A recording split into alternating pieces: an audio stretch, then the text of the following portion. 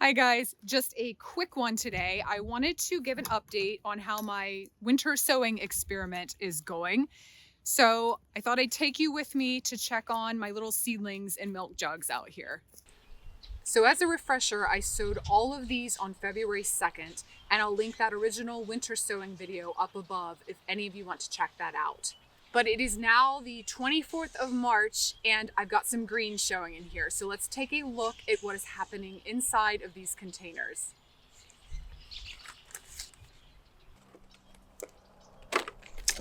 We got spinach, and I'm really happy with the way those turned out. I will probably be winter sowing spinach from now on out. The arugula has done well. This is Mamba kale. It's a lacinato type kale. Some verde di taglio chard. This is sunboar kale. It's a red ruffled type. Green glazed collards are looking really nice. One little cauliflower plant in there is all that came up. I had onion seed in here. I think that these were old seeds, so nothing germinated, unfortunately. Some teeny tiny celery seedlings.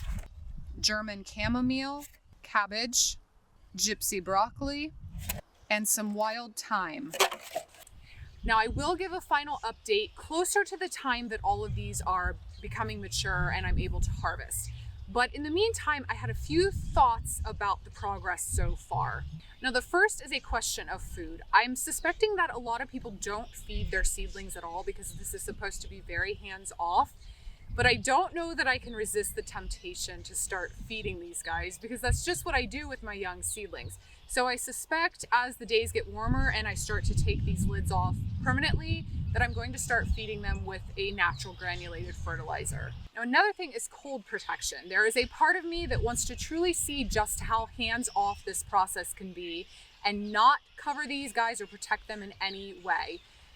We're supposed to get down into the low 20s this weekend, and with this tender young growth up, I'm really curious what's going to happen. I may cover half of these and leave half of them exposed just to see if these little mini greenhouses do provide enough protection against those kinds of temperatures. But I'm curious for those of you who do start your vegetables via winter sowing, when you have an unusually cold night, do you protect your containers in any way? And a final concern of mine, as I mentioned in the first winter sowing video, is timing. So I think for the things like the spinach, arugula, kale, collards, those leafy greens, this will work out beautifully. I'm a little more concerned about my heading crops like broccoli and cauliflower.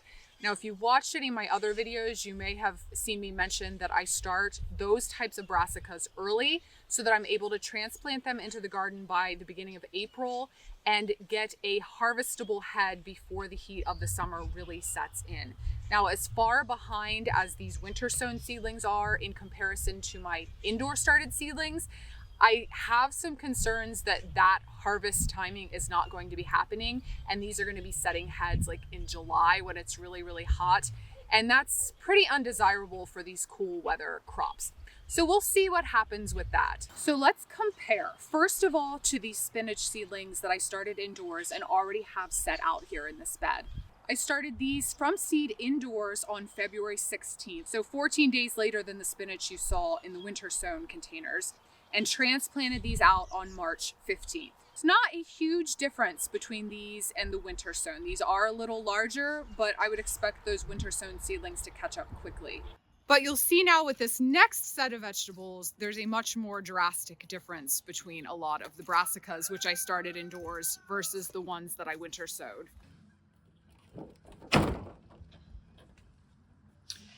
So in here, I've got my brassicas, broccolis, cabbage, cauliflower, kale, etc. that I started indoors on February 16th. So again, 14 days later than the winter sown things. And you can see just how much of a difference in growth I've got here. And these guys will be ready to transplant out into the garden just as soon as this weather breaks. Again, I'm hoping for the very 1st of April. And then I wanted to share one more thing with you guys. It's not exactly winter sowing, but it is some of my overwintered vegetables. Let's take a peek underneath this frost cloth here.